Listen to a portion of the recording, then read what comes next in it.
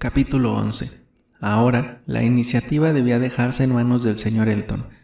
Ya no estaba en manos de Emma encauzar su felicidad o hacer que apresurara los acontecimientos. La llegada de la familia de su hermana era tan inminente que, primero en la imaginación y luego en la realidad, se convirtió en el objeto primordial de su interés. Y durante los 10 días de su estancia en Hartfield no era de esperar, ella misma no lo esperaba, que pudiese ayudar a los dos enamorados más que de un modo ocasional y fortuito. Sin embargo, si ellos querían, los progresos podían ser rápidos, y de todos modos, tanto si querían como si no, debían progresar en sus relaciones. Y Emma ahora no lamentaba no tener tiempo para dedicarles. Hay personas que cuanto más se hace por ellos, menos hacen ellos por sí mismos.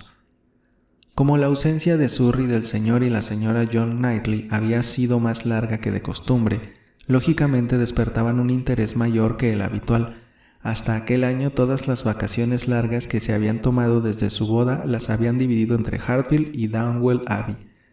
Pero todas las fiestas de aquel otoño se habían dedicado a baños de mar para los niños, y por lo tanto habían pasado muchos meses desde la última vez en que habían hecho una visita regular a sus parientes de Surrey, y habían visto al señor Woodhouse, quien era absolutamente incapaz de dejarse llevar a Londres, ni siquiera por la pobre Isabela, y quien por lo tanto se encontraba ahora nerviosísimo y lleno de una inquieta felicidad, pensando en una visita que iba a ser demasiado corta. Pensaba mucho en los peligros que el viaje podía encerrar para su hija y no poco en la fatiga que iba a producirse a sus propios caballos y a su cochero, que irían a recoger aparte de los viajeros aproximadamente a mitad del camino. Pero sus temores eran injustificados. Se recorrieron sin ningún incidente las 16 millas y el señor y la señora John Knightley, sus 5 hijos y un número adecuado de niñeras llegaron a Hartfield sanos y salvos. El alboroto y la alegría de su llegada, la presencia de tantas personas a quienes hablar, dar la bienvenida, animar y acomodar en la casa, produjeron tal barahunda y confusión que los nervios del señor Woodhouse no hubieran podido resistirlo ni por ninguna otra causa, e incluso por esta tampoco, por mucho más tiempo. Pero las costumbres de Hartfield y la sensibilidad de su padre eran tan respetados por la señora de John Knightley que, a pesar de su solicitud maternal porque sus pequeños se encontraran a gusto lo antes posible, y porque tuvieran al momento toda la libertad y todos los cuidados que requerían, y porque comieran y bebieran y durmieran y jugaran a sus anchas, a los niños no se les permitió que molestasen por mucho tiempo al señor Woodhouse, ni ellos ni el continuo trabajo que significaba cuidarles. La señora de John Knightley era una mujercita linda y elegante, de maneras finas y reposadas, y de carácter extremadamente sensible y cariñoso. Enamoradísima de su marido y encandilada con sus hijos, sentía un afecto tan vivo por su padre y su hermana que ningún otro amor más intenso, exceptuando el de los de estos vínculos superiores, le hubiera parecido posible. No sabía ver ni un defecto en ninguno de ellos. No era mujer de gran inteligencia ni de ingenio muy despierto, y no era eso lo único en lo que se parecía a su padre, ya que también había heredado de él su constitución física y su temperamento. Era de salud delicada, preocupada con exceso por la de sus hijos, se asustaba por cualquier cosa, tenía muchos nervios y era tan aficionada a su señor Wingfield de la ciudad como su padre podía serlo a su señor Perry. Ambos se parecían también en lo bondadoso de su carácter y en una fuerte tendencia a la veneración por los viejos amigos. El señor Knightley era un hombre alto, de aspecto distinguido y muy inteligente, brillante en el ejercicio de su profesión, de costumbres hogareñas y de vida intachable, pero muy reservado, lo cual hacía que no todos lo encontraran simpático y capaz de tener de vez en cuando accesos de mal humor. No era hombre de mal carácter ni sus enojos sin causa justificada eran tan frecuentes como para hacerle merecedor de tal reproche, pero su carácter no era la mayor de sus perfecciones, y lo cierto es que, con la adoración que le tributaba a su esposa, era difícil que sus defectos naturales no se acrecentaran. La extremada sumisión de ella chocaba con su temperamento. Él poseía toda la claridad del juicio y la viveza de la inteligencia que faltaba a su esposa, y a veces no podía evitar hacer o decir algo ofensivo o desagradable. El señor Knightley no era precisamente el favorito de su linda cuñada. Ninguno de los defectos se le escapaban. Nunca dejaba de advertir las pequeñas ofensas a Isabela, de las que ésta jamás se daba cuenta, Quizás hubiera sido más benévola en sus juicios si él se hubiese mostrado más deferente para con la hermana de Isabela, pero la actitud del señor Knightley para con Emma era la de un hermano y amigo fríamente objetivo y cortés, sin prodigar las alabanzas y sin que le cegara el cariño. Pero por mucho que él hubiese querido halagarla, difícilmente Emma hubiese podido pasar por alto lo que a sus ojos era la más imperdonable de las faltas, y en la que su cuñado incurría a veces: carecer de respetuosa paciencia para con su padre. No siempre tenía con él la paciencia que hubiera sido necesaria, y las rarezas y las aprensiones del señor Woodhouse a veces provocaban en él palabras de sentido común un tanto bruscas o réplicas demasiado duras. Eso no ocurría a menudo, pues lo cierto es que el señor Knightley sentía un gran afecto por su suegro, y en general era muy consciente del respeto que le debía, pero aún así era demasiado a menudo para la susceptibilidad de Emma, sobre todo porque con demasiada frecuencia tenían que estar todos con el alma en vilo, temiendo que se produjera una situación desagradable que por fin no se producía. Sin embargo, en los primeros días de cada visita suya solía reinar un ambiente muy afectuoso, y como aquella visita debía ser necesariamente tan corta, era de esperar que aquellos días transcurrieran en medio de la mayor cordialidad. Apenas se habían instalado y acomodado en la casa cuando el señor Woodhouse, cabeceando melancólicamente y dando un suspiro, llamó la atención de su hija acerca de los tristes cambios que se habían producido en Hartfield desde la última vez que ella había estado allí. «Ay, querida», dijo, «pobre señorita Taylor, qué lástima». «Oh, sí, papá, ya me hago cargo», exclamó ella, adivinando inmediatamente sus sentimientos.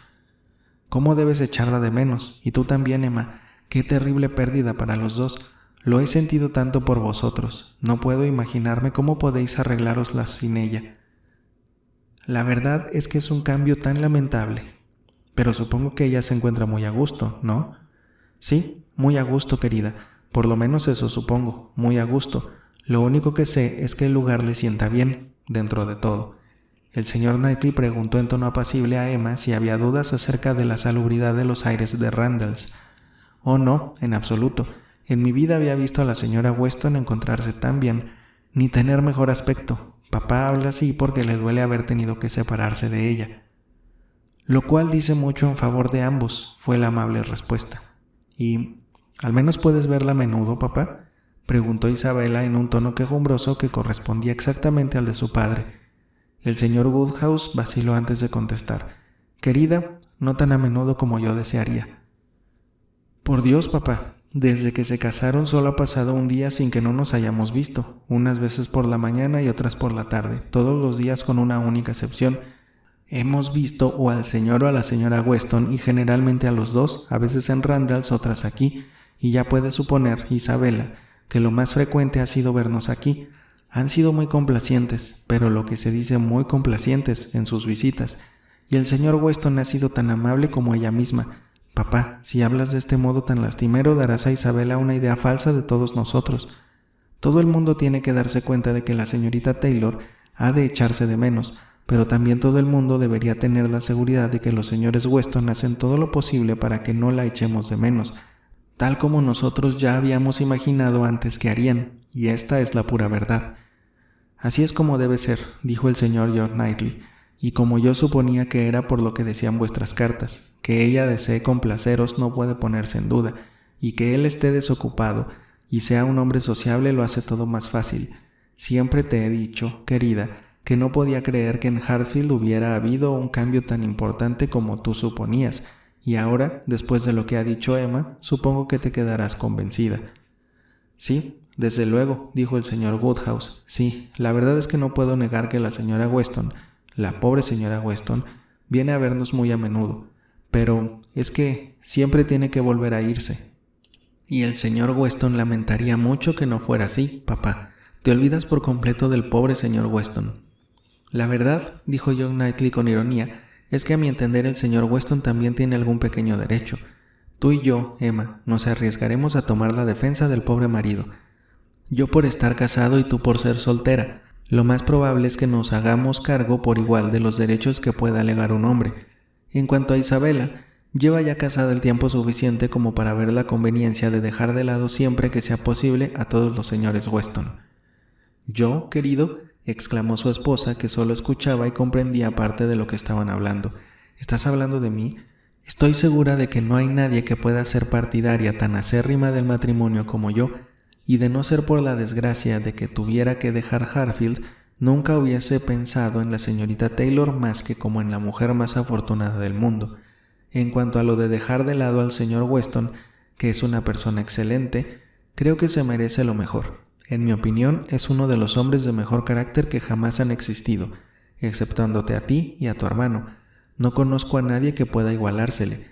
Siempre me acordaré del día aquel que hacía tanto viento en la última Pascua, cuando le levantó la cometa a Henry, y desde que tuvo una delicadeza tan bonita, en septiembre hizo un año, al escribirme aquella nota, a las 12 de la noche, para asegurarme de que no había escarlatina en Cobham.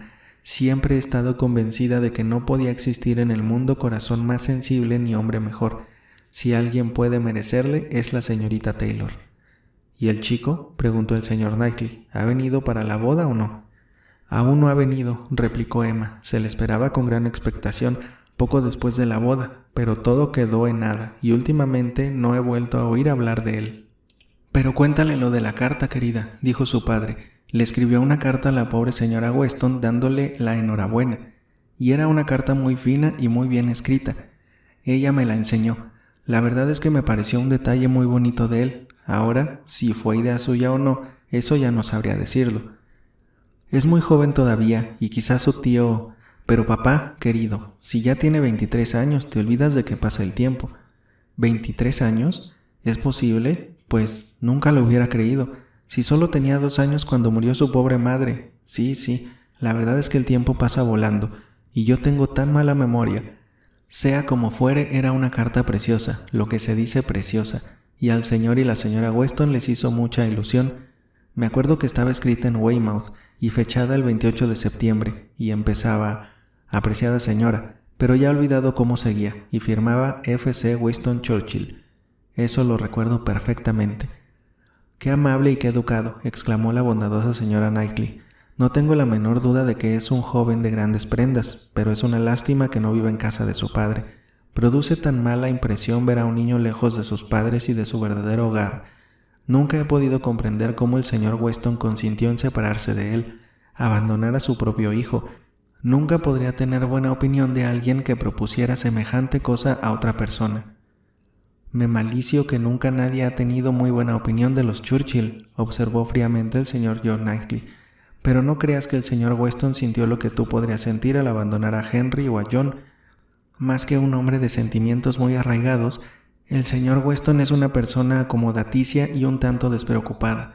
Se toma las cosas tal como vienen, y de un modo u otro se aprovecha de las circunstancias, y yo sospecho que para él eso que llamamos sociedad tiene más importancia desde el punto de vista de sus comodidades, es decir, el poder comer y beber y jugar al whist con sus vecinos 5 veces a la semana, que desde el punto de vista del afecto familiar o de cualquier otra cosa de las que proporciona un hogar. A Emma le contrariaba todo lo que significase insinuar una crítica del señor Weston, y estaba casi decidida a intervenir en su defensa, pero se dominó y no dijo nada. Si era posible, prefería que no se turbara la paz, y había algo digno y estimable en la intensidad de los afectos hogareños, en la idea de la autosuficiencia de un hogar, que predisponía a su hermano a desdeñar el trato social de la mayoría de la gente y a las personas para las que este trato resultaba importante, y Emma se daba cuenta de que sus argumentos eran poderosos y que había que ser tolerante con su interlocutor.